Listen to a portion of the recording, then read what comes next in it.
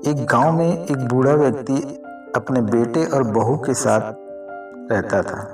परिवार सुखी संपन्न था, किसी तरह की कोई परेशानी नहीं थी। बूढ़ा बाप जो किसी जमाने में बहुत नौजवान था, बहुत खूबसूरत था, आज बुढ़ापे से हार गया था।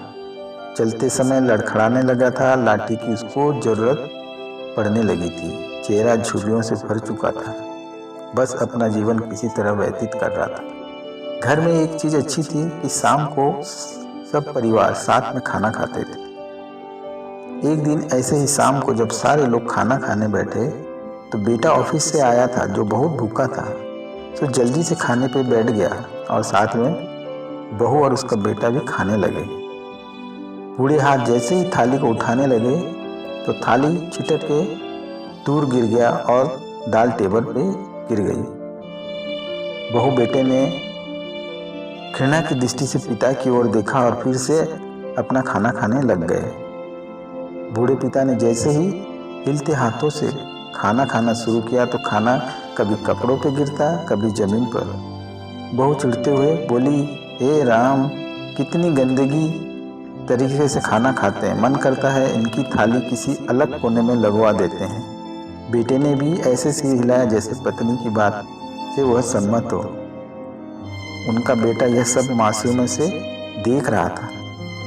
अगले दिन पिता की थाली उसी टेबल से हटाकर एक कोने में लगा दी गई।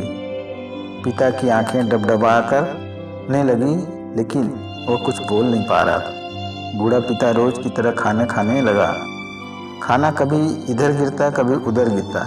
छोटा बच्चा अपना खाना छोड़कर लगातार अपने दादाजी की तरफ देख रहा था। माँ ने पूछा, क्या हुआ बेटे, तुम दादाजी की ओर क्यों देख रहे हो, खाना क्यों नहीं खा रहे हो? बच्चा बड़ा ही मासूमियत से बोला, माँ, मैं सीख रहा हूँ कि वृद्ध लोगों के साथ कैसा व्यवहार करना चाहिए।